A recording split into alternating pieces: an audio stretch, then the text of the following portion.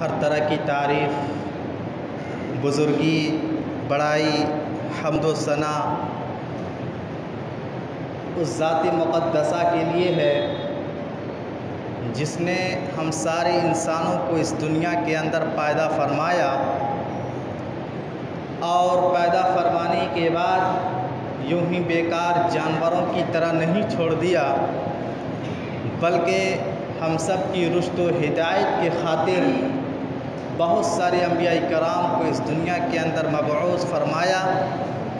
ان تمام انبیاء کرام پر درود و سلام کا نذرانہ ہو، بالخصوص ہمارے اور آپ کے پیارے نبی، آخری نبی جناب محمد رسول اللہ صلی اللہ علیہ وسلم پر۔ برادران اسلام اور دینی ملی بھائیوں، آج کے اس خطبہ جمعہ کا میرا جو موضوع خطابت ہے وہ ہے فکر آخرت اپنے اندر کیسے پیدا کریں۔ میرے بھائیوں، ہم اور آپ جس دنیا میں سانس لے رہے ہیں، جس دنیا میں جی رہے ہیں، زندگی بسر کر رہے ہیں، یہ دنیا ختم ہونے والی ہے، یہ دنیا فنا ہونے والی ہے، اور ہمیشہ ہمیش کی جو زندگی ہے، دائمی اور کنٹینیو کی جو زندگی ہے، وہ آخرت کی زندگی ہے۔ آپ آسان لفظوں میں یوں بھی سمجھ سکتے ہیں کہ ہم جو زندگی گزار رہے ہیں، یوں سمجھیے ایک ٹرین کے مانند ہے جس کا آخری اسٹیشن قبرستان ہے، جہاں ہر ایک کو پہنچنا ہے۔ یہ الگ بات ہے کہ کوئی 2 دن پہلے پہنچتا ہے، کوئی 2 دن بعد پہنچتا ہے، لیکن یہ حقیقت ہے اس زندگی کا جو آخری اسٹیشن ہے قبرستان۔ میرے بھائیوں، آخرت کے بالمقابل اس دنیا کو اگر دیکھا جائے تو اس کی کوئی حیثیت نہیں ہے۔ یہ دنیا کتنی کمتر ہے، یہ دنیا کتنی بے حیثیت ہے، اور آخرت کے بالمقابل میں اس کی کوئی حیثیت نہیں ہے۔ آپ اس بات کا اندازہ لگانا چاہتے ہیں، صحیح مسلم کی اس روایت سے اندازہ لگائیے۔ اللہ کے رسول جناب محمد رسول اللہ صلی اللہ علیہ وسلم نے امت کو مثال دے کر کے سمجھایا کہ دیکھو، دنیا کی کوئی حیثیت نہیں ہے آخرت کے بالمقابل۔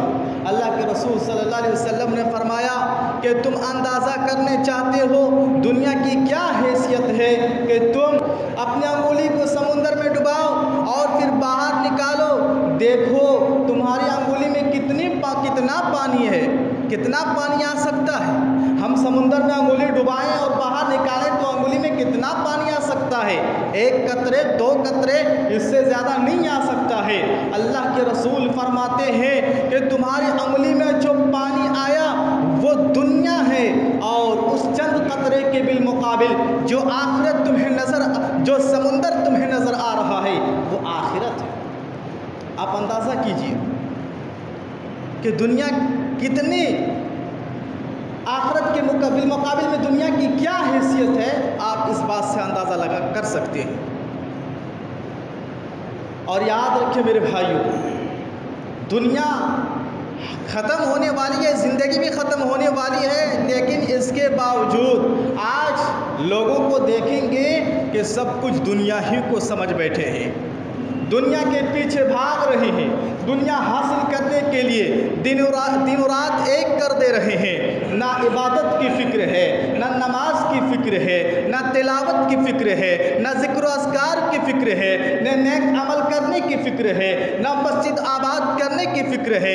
آج انسان کو اگر کسی بات کی فکر ہے، ہماری دنیا سنور جائے، ہم دنیا میں اچھی ترقی کر لیں، دنیا میں ہمارا اچھا نام ہو، دنیا میں ہماری شہرت ہو، آج انسان صرف اسی چکر میں پاگل ہو رہے ہیں اور عبادتوں سے غافل ہو رہے ہیں۔ یاد رکھو میرے بھائیوں، جس دنیا کو ترجیح دے رہے ہو، اللہ کی عبادت کو چھوڑ کر، اللہ کو بھول کر، آخرت کو چھوڑ کر جس دنیا کو سب کچھ سمجھ بیٹھے ہو، سنو اس دنیا کے بارے میں قرآن کیا کہتا ہے۔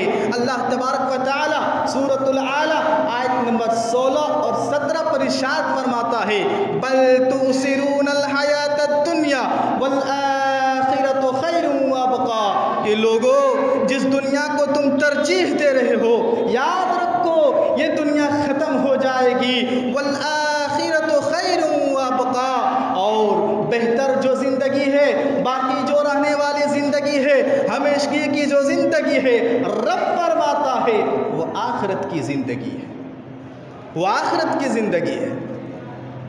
لیکن افسوس آج ہم فکر آخرت سے غافل ہیں، ہم اس جانب توجہ ہی نہیں دیتے کہ ہمیں مرنا ہے اور اس دنیا کو چھوڑ کر چلا جانا ہے۔ یاد رکھو میرے بھائیو، ہمارے اندر فکر آخرت کیسے پیدا ہوگی؟ اس تعلق سے 2 باتیں بتاؤں گا آپ کے سامنے۔ دیکھیے، انسان جب غافل ہو جائے تو انسان آخرت کی فکر سے غافل ہو جاتا ہے، تو انسان کو چاہیے کہ وہ سوچیں ایک دن مر جانا ہے اور قبر میں چلا جانا ہے، آخرت کے دن رب کے سامنے حاضر ہونا ہے اور اپنی زندگی کا حساب و کتاب دینا ہے۔ انسان اگر یہ سوچنے لگے تو اس کے اندر آخرت کی فکر آئے گی، اور اللہ کا ڈر انسان اپنے اندر پیدا کر لے تو یقیناً وہ فکر آخرت کو اپنے اندر پیدا کرے گا۔ ایک حدیث دیکھیے، صحیح بخاری کی حدیث ہے، حدیث نمبر 3478 ہے، راوی حدیث حضرت ابو سعید خدری رضی اللہ تعالی عنہ ہیں۔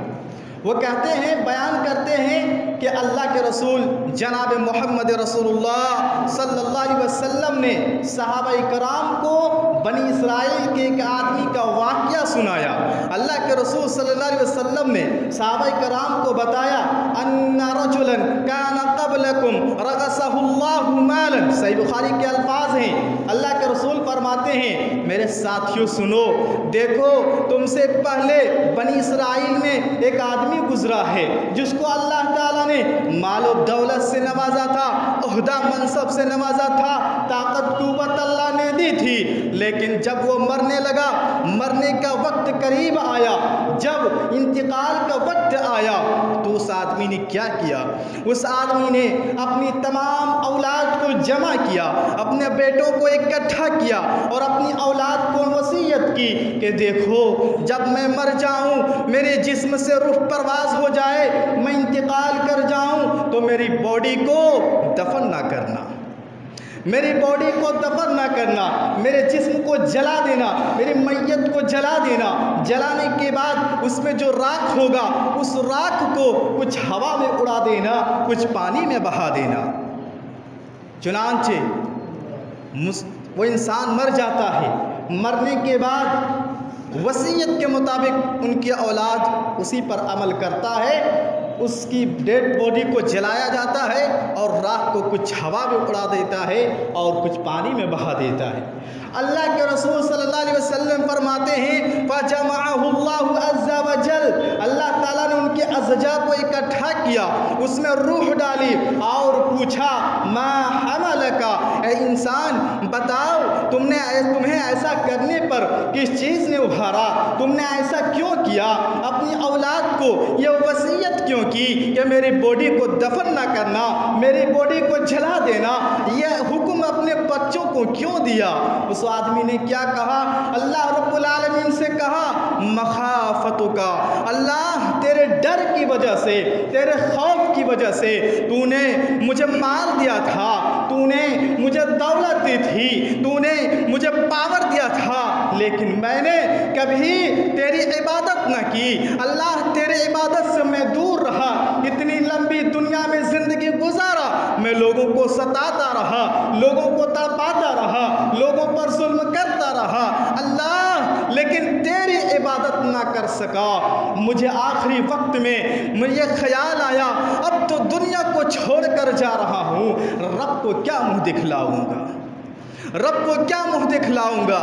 میرے بھائیوں، میں اس حدیث پاک سے کہنا یہ چاہتا ہوں کہ انسان جب اللہ کا ڈر اپنے اندر پیدا کر لے، یقیناً اس کے اندر فکر آخرت پیدا ہوگی، وہ آخرت کو سنوارے گا، آخرت کو بنائے گا، آخرت کو بنانے میں اپنی زندگی کو صرف کرے گا۔ لیکن جب انسان کے دل سے اللہ کا ڈر نکل جائے، اللہ کا خوف نکل جائے، تو وہ منمانی زندگی گزارتا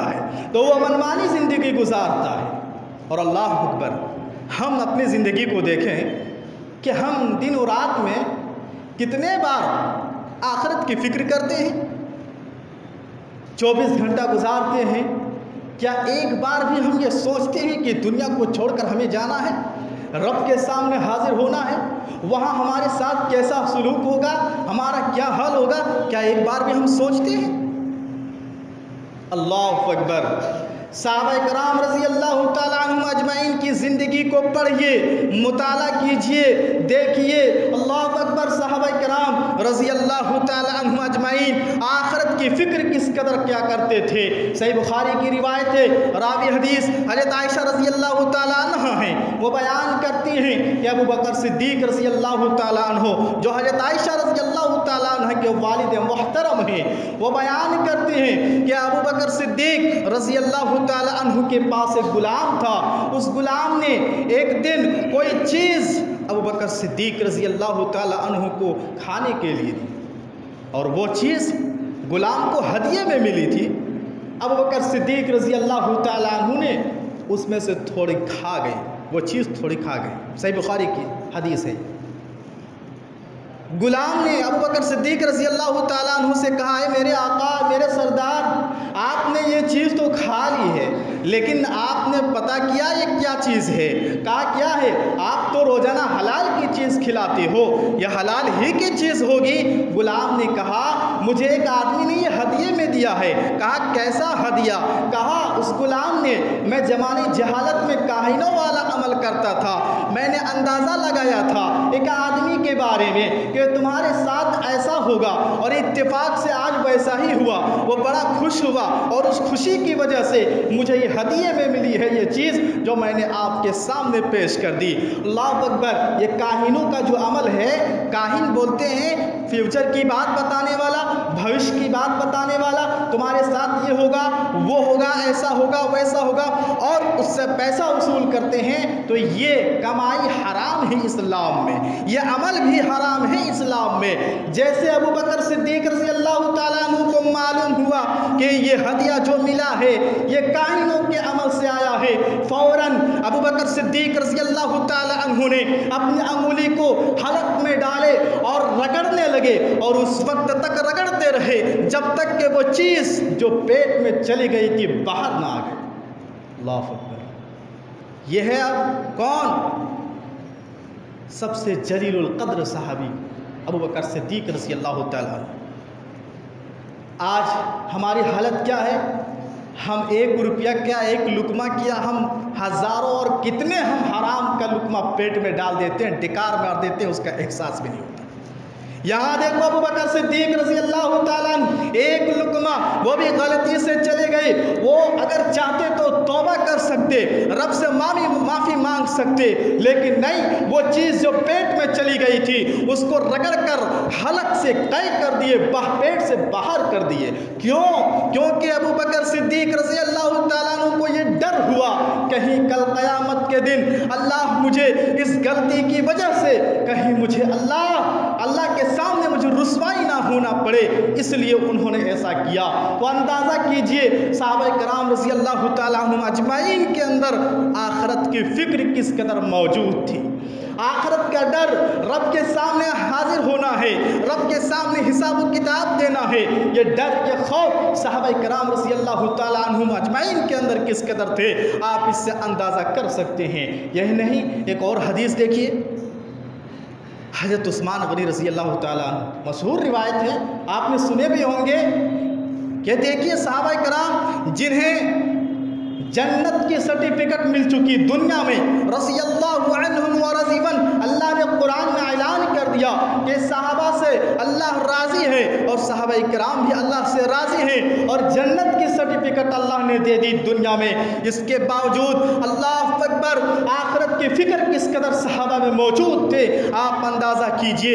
حضرت عثمان غنی رضی اللہ تعالیٰ عنہ کے بارے میں آتا ہے کہ جب وہ کسی قبر کے پاس کھڑے ہوتے اس قدر روتے کہ آپ کی آنکھوں سے آنسو نکلتا، آنسو زارو کتار نکلتا، اور ان آنسوؤں سے آپ کی داڑھی مبارک تر ہو جایا کرتے تھے.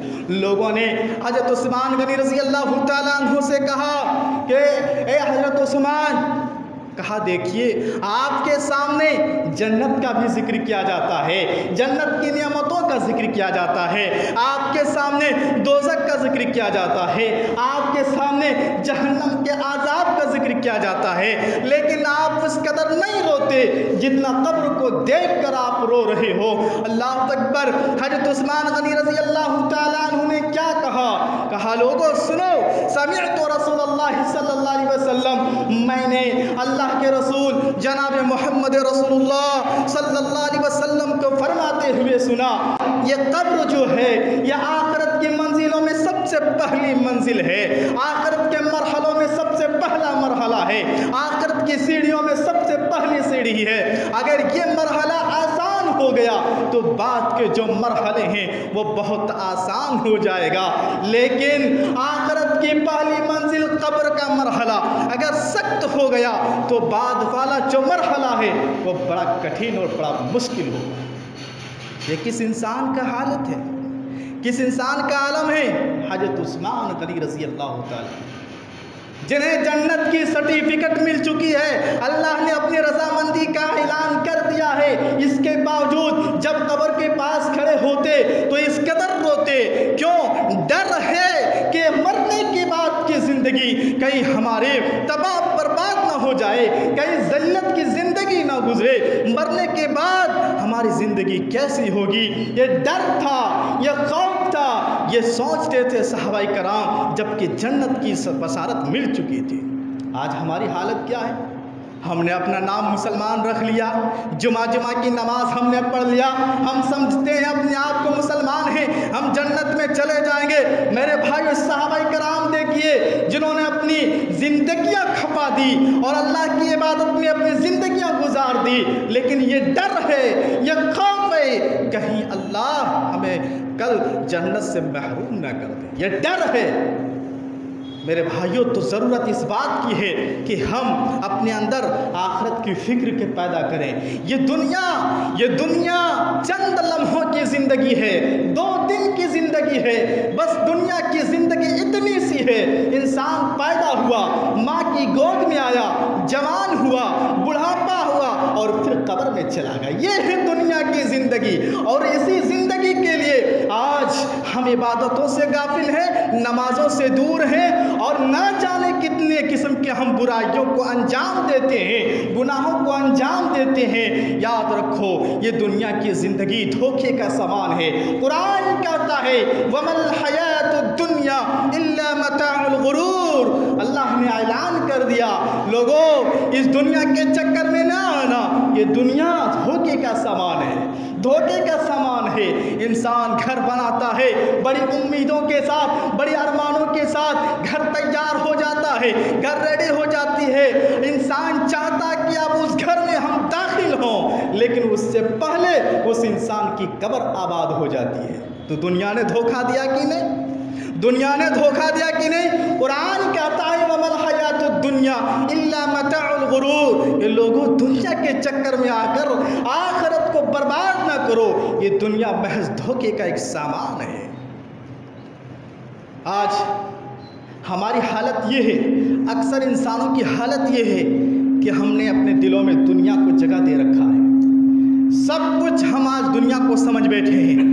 یہ دنیا کی رعنائیاں، دنیا کی دلبھا منظر، دنیا کے خوشنما منظر، یاد رکھو یہ ہمیں آخرت سے غافل کر دینے والی چیزیں ہیں. یہی وجہ ہے اللہ کے رسول جناب محمد رسول اللہ صلی اللہ علیہ وسلم نے ایک حدیث پاک میں فرمایا اکثروا ذکر حازم اللذات یعنی الموت۔ اللہ کے رسول صلی اللہ علیہ وسلم نے فرمایا لوگوں موت کو کثرت سے یاد کرو، جو لذتوں کو توڑ دیتی ہیں، جو لذتوں کو لذیذ چیزوں کو ختم کر دینے والی چیز ہے، یعنی موت کو کثرت سے یاد کرو۔ کیوں؟ جب انسان موت کو کثرت سے یاد کرے گا تو پھر دنیا میں وہ ڈوبے گا نہیں، دنیا کی محبت کو اپنے دل میں بٹھائے گا نہیں، بلکہ ہر اللہ کے حکم، اللہ اور اس کے رسول کے حکم کے سامنے اپنے آپ کو جھکا دے گا، سر تسلیم خم کر دے گا اور اس حکم پر عمل کرے گا۔ اب ذرا سوچیں کہ دن و رات میں ہم اور آپ موت کو کتنے بار یاد کرتے ہیں، موت کو کتنے بار یاد کرتے ہیں۔ آج ہم بے حس ہو چکے ہیں، ہم دیکھتے ہیں اپنی آنکھوں کے سامنے، ہمارے گھروں میں، ہمارے محلے میں، ہمارے گاؤں میں بچے بھی، بوڑھے بھی، جوان بھی، مرد بھی، عورت بھی، امیر بھی، غریب بھی، محلوں میں زندگی گزارنے، محلوں میں زندگی گزارنے والے بھی، جھوپڑیوں میں زندگی گزارنے والے بھی، کالے بھی، گورے بھی، آج ہم سب دیکھتے ہیں کہ دنیا سے ایک ایک کر کے رخصت ہو رہے ہیں۔ آج وہ دنیا سے گئے ہیں، کل ہم بھی دنیا سے جائیں گے۔ ایسی بات نہیں ہے کہ وہ مر گئے، دنیا سے چلے گئے، ہم بچ جائیں گے۔ اس گمان میں نہیں رہنا، اس فہم میں نہیں رہنا۔ میرے بھائی موت کو کثرت سے یاد کرو۔ یہ احساس ہمارے اندر آج نہیں ہے، جس وجہ سے آج ہم منمانی زندگی گزارتے ہیں۔ اچھا سوال پیدا ہوتا ہے موت کو کیسے یاد کریں گے، موت کو کیسے یاد کریں گے؟ یہ بات بتا کر میں اپنی بات ختم کروں گا۔ دیکھیے میں ایک مثال دے رہا ہوں، روزانہ کا معمول بنا لیجئے، ڈیلی آپ ایسا کیجئے اور اسے ڈھنگ سے موت کو یاد کیجئے، اور یقیناً جو بھی انسان اس ڈھنگ سے موت کو یاد کرے گا دنیا کی محبت میں پاگل نہیں ہوگا اور آخرت کی وہ فکر کرے گا، آخرت کو سنوارے گا۔ موت کو کیسے یاد کریں گے؟ روزانہ رات میں بستر پر جاتے ہی ہیں، بستر پر جائیں گے، لائٹ آف کر دینا، آنکھ بند کر دینا اور امیجنگ کی دنیا میں چلے جانا، امیجنگ کرنا، تصورات کی دنیا میں چلے جانا، یا آنکھ بند کر کے یہ سوچنا کہ میرے پاس روح قبض کرنے والا فرشتہ آ چکا ہے۔ ہر کوئی اپنے اپنی بستر میں رات میں جب جائیں گے آنکھ بند کر کے یہ سوچنا کہ میرے پاس روح قبض کرنے والا فرشتہ آ چکا ہے، میرے بدن سے، میرے جسم سے فرشتے روح نکال رہے ہیں۔ روح نکالنے کے بعد کیا دیکھتے ہیں کہ چرپائی کے ارد گرد میری اولاد ہے، بیوی بچے ہیں، دوست احباب ہے، والدین ہیں، سب رو رہے ہیں، میری بچی رو رہی ہے، بچے رو رہے ہیں، اولاد رو رہی ہے، بیوی رو رہی ہے، دوست احباب آنسو بہا رہے ہیں، رشتہ دار دور دراز سے آ رہے ہیں۔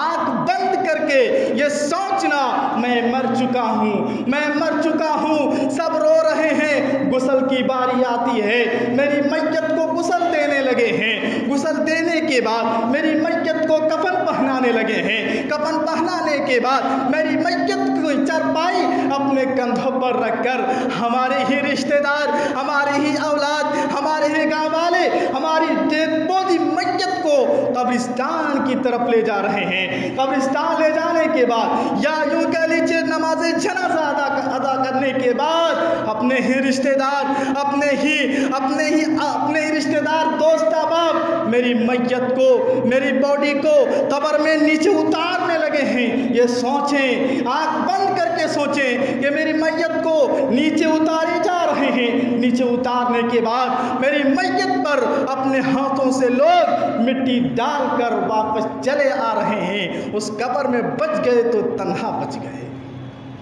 اس قبر میں رہ گئے تو تنہا رہ گئے۔ میرے بھائیوں موت کو یاد کرنا ہے تو اس ڈھنگ سے موت کو یاد کیجئے، یقین مانیے جو اس ڈھنگ سے موت کو یاد کرے گا وہ کبھی بھی آخرت کی فکر سے غافل نہیں ہوگا۔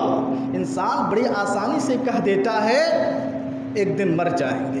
ارے بھائی اس لفظ کے پیچھے ذرا غور کرو، مرنے کے بعد تمہارے ساتھ کیا ہوگا، تمہارے ساتھ کیا ہوگا، قبر کا مرحلہ کیسے طے کرو گے؟ کیا تم نے نیکیاں کمائی ہے؟ کیا نماز پڑھے ہو؟ صدقہ و خیرات کیے ہو؟ ذکر و اذکار کیے ہو؟ اللہ کو خوش کیے ہو؟ بڑی آسانی سے کہہ دیتے ہو ایک دن مر جائیں گے، لیکن مرنے کے بعد کیا ہوگا؟ کیا حشر ہوگا؟ کبھی وہ سوچا؟